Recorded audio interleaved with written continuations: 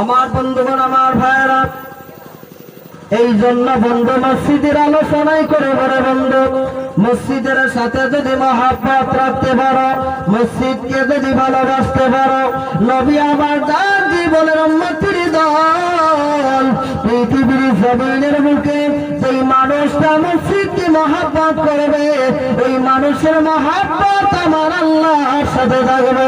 জোরে বলা যাবে না সুবহানাল্লাহ।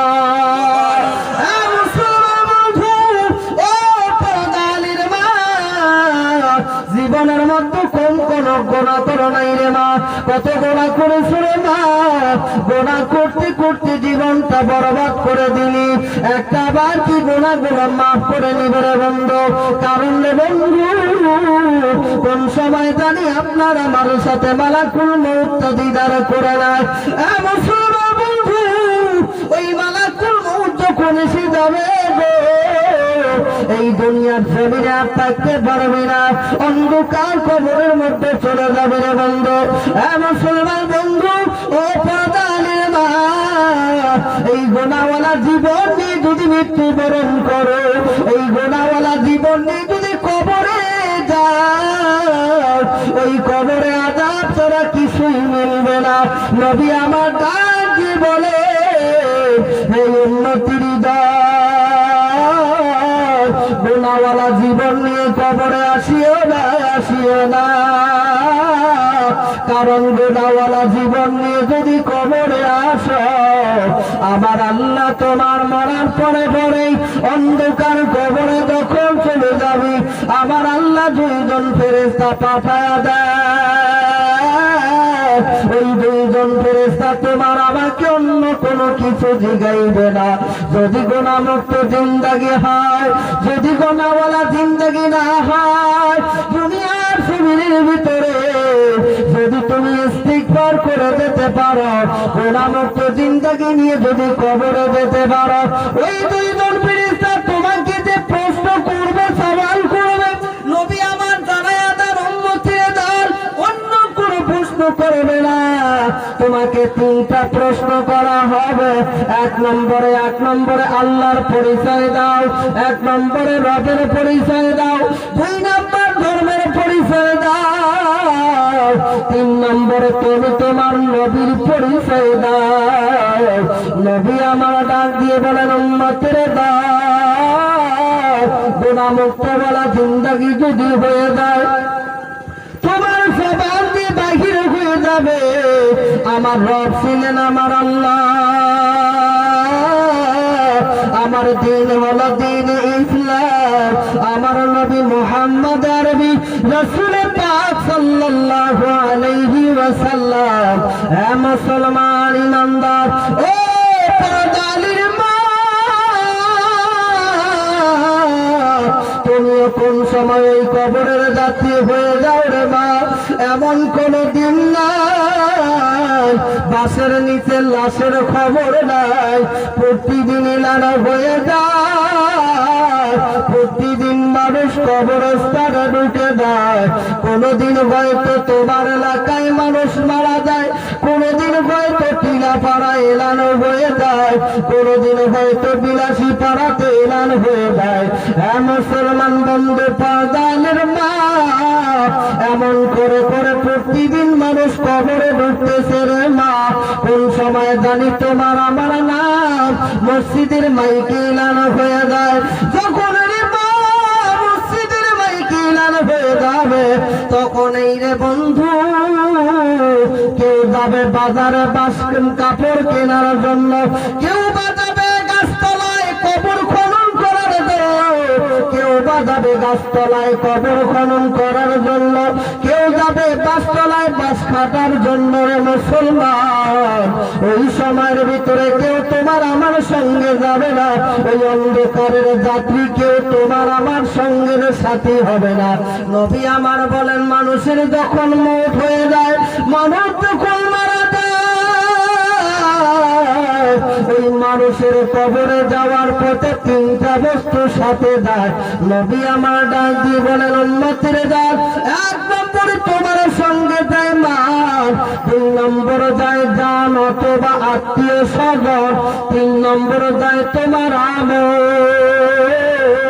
ওই মানুষের মালগুলো ওখান থেকে ফিরে আসে, ওই আত্মীয় স্বজন ফিরে আসে। নবী আমার ডাক দিয়ে বলেন, যখন এই আত্মীয় স্বজন ফিরে আসে, মুর্দা চিৎকার দিয়ে ডাকে, ভাই তোমরা কোথায় যাও? আমাকে অন্ধকার কবরে রেখে তোমরা আমাকে এই জায়গায় ছুঁয়ে যাইতেছ। ও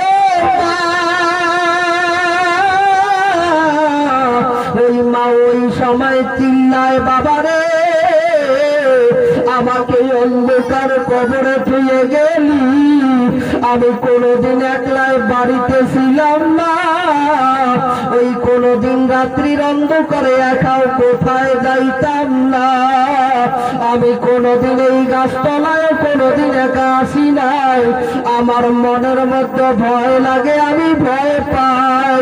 ও ভাই,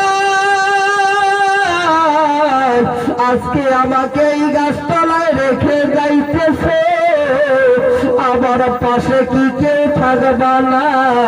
নবী আমার ডাক দিয়ে বলেন, ওই কবরের ভিতরে যখন এই মানুষটা সময় যাবে, এই তিনটা সওয়ালের যখন প্রশ্নের অ্যান্সার হয়ে যাবে, যখন তিনটা সওয়ালের প্রশ্নের উত্তর দিতে পারবে, নবী আমার ডাক দিয়ে বলেন, ওই মানুষের জন্য আমার আল্লাহ এমন একটা জায়গার ব্যবস্থা করে দিবে, যত দূরে নজর যায় তত দূর পর্যন্ত কবরটা প্রশস্ত করিয়া দেওয়া হবে। দুই নাম্বার নবী আমার ডাক দিয়ে বলেন, ওই মানুষের জন্য জান্নাত থেকে একটা জান্নাতের দরওয়াজা খুলে দেওয়া হবে। ওই জান্নাতের দরওয়াজা যখন খুলে দেওয়া হবে, জান্নাতের হাওয়া আসবে, বিছানা আসবে, মানুষ ওই জায়গার মধ্যে ঘুমিয়ে যাবে, জান্নাতে ঘুমটাই মানুষটাকে দেওয়া হবে। নবী আমার ডাক দিয়ে বলেন, উম্মতের দল, যদি গুনাহমুক্ত জিন্দেগি না হয়, ওই কবরের মতো এমন কবরটা সংকীর্ণ হয়ে যাবে। নবী আমার হাতির দ্বারায় দেখা দেয়, উম্মতের দল, ওই কবরটাই এমন চাপা লেগে যাবে, এক পাদরের হাড় অপর পাদরে ঢুকে যাবে।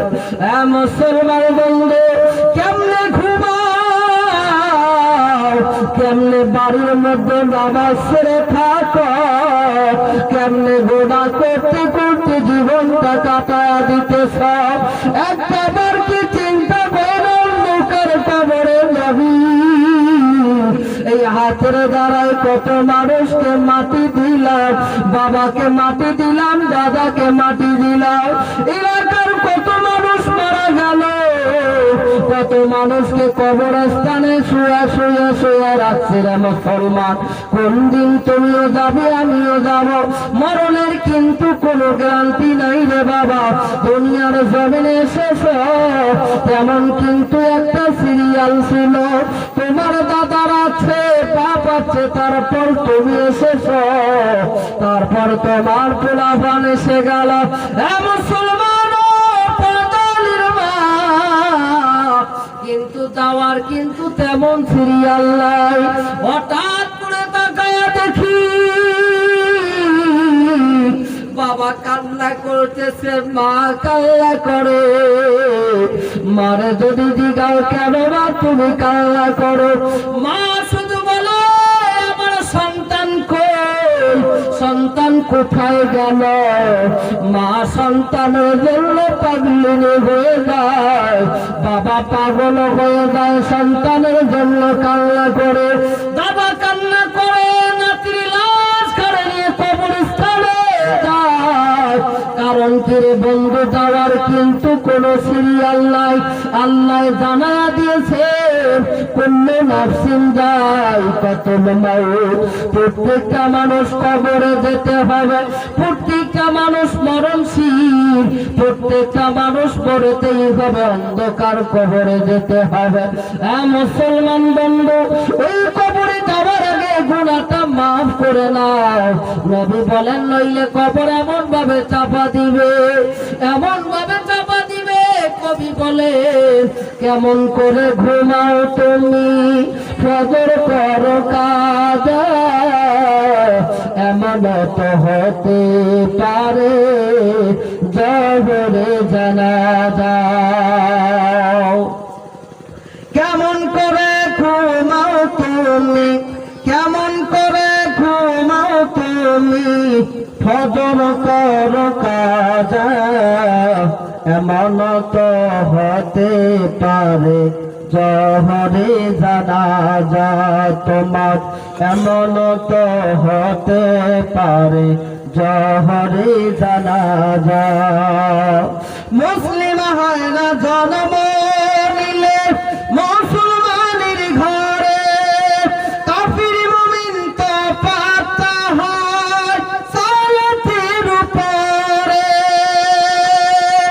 মুসলিম হয় না জন্ম নিলে মুসলমানের ঘরে, কাফির মুমিন তো পাতা হয় সালাতের উপরে। এ জীবনে সালাত যেন, এ জীবনে নামাজ যেন হয় না কবু কাজা, এমন তো হতে পারে জহরে জানাজা তোমার, এমন তো হতে পারে জহরে জানাজা। বেনামাজির লাশ কবরেতে রাখবে রে যখন, বেনামাজির লাশ কবরেতে রাখবে রে যখন, মাটির চাপে পাজরের হাত ভাঙবে রে তখন। বেনামাজির লাশ কবরেতে রাখবে রে যখন, মাটির চাপে পাজরের হাত ভাঙবে রে তখন। বিষাক্ত ওই সাপের সবল, বিষাক্ত ওই সাপের সবল, বেনামাজির সাজা, এমন তো হতে পারে জহরে জানাজা তোমার, এমন তো হতে পারে জহরে জানাজা। কতক্ষণ ঠিক তবে ঠিক হয় কি না হয়? রাতের মধ্যে ঘুমায় গেছে,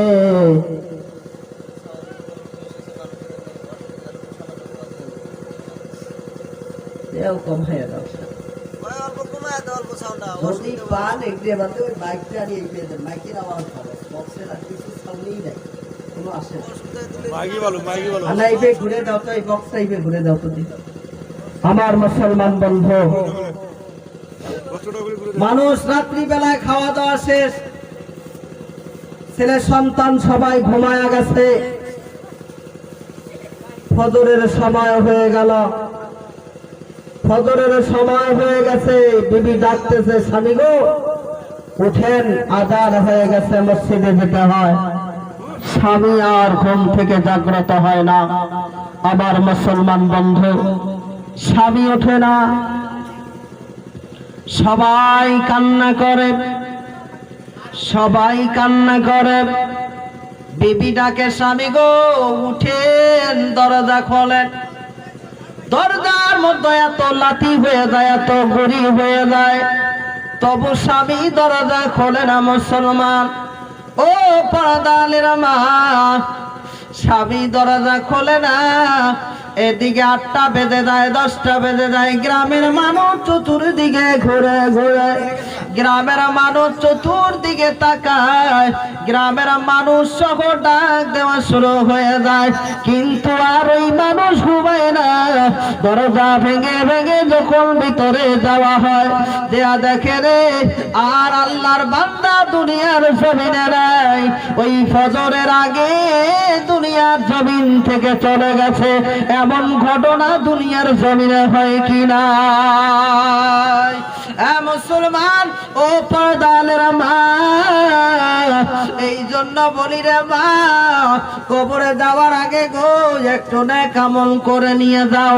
আমার আল্লাহ কোরআনে কারিমের মধ্যে জানায়া দেন, যদি তুমি নেক আমল করতে চাও, যদি তুমি নেক আমল বানাইতে চাও, আমার আল্লাহ জানায়া দেন মুসলমান তুমি ইমানদার হও।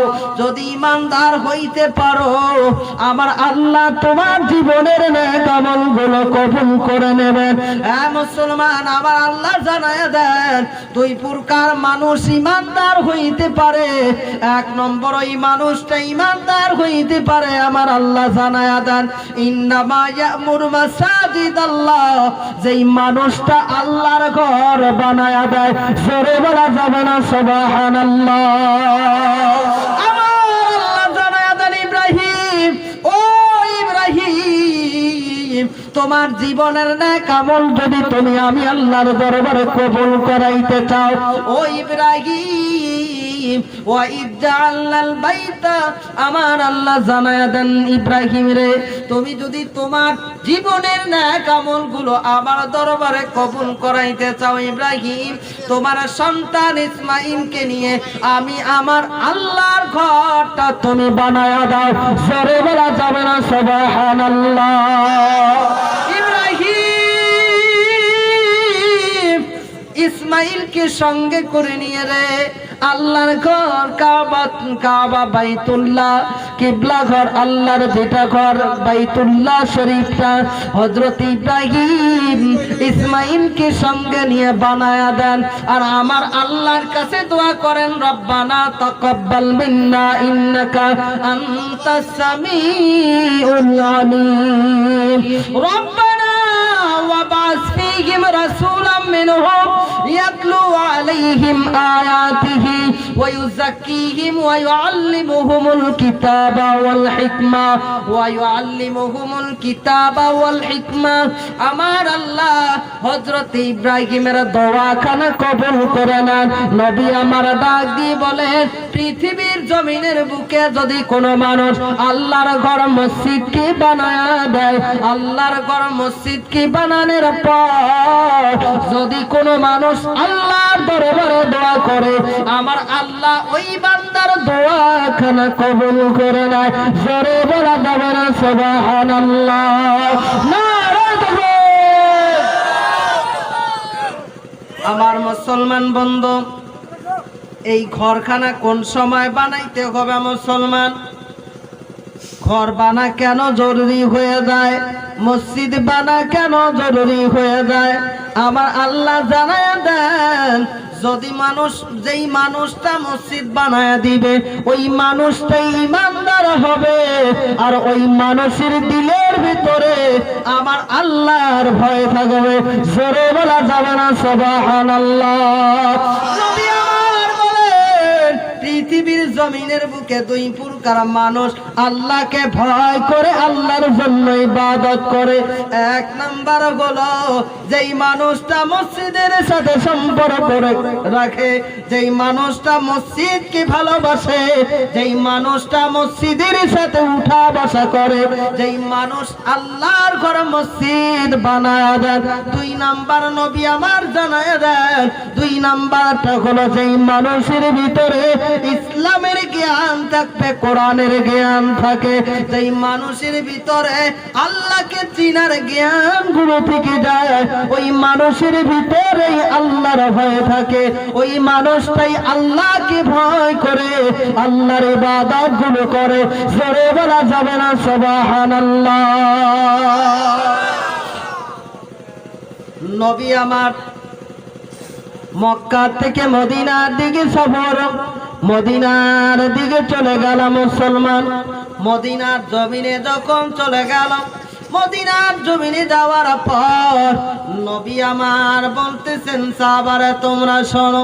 সব সাহাবা হাজির হয়ে গেল, নবীকে ডাক দিয়ে বলতেছেন নবী গো আপনি আমার মদিনায় এসে গেছেন, আপনি তো আর মক্কার জমিনে থাকবেন না, মক্কার জমিন থেকে বিদায় নিয়ে আসলেন নবী গো। ও নবী গো এই মদিনার জমিনের মধ্যে থাকতে হলে নবী আপনার জন্য একটা বাসা বাড়ি বানানো আমার সাহাবীদের উপরে জরুরি হয়ে গেল। নবী আমার ডাক দিয়ে বলেন সাহাবীরা রে আমার জন্য ঘর বানানো জরুরি হবে না, তোমরা আল্লাহর ঘর মসজিদ বানাও। জোরে বলা যাবে না সুবহানাল্লাহ।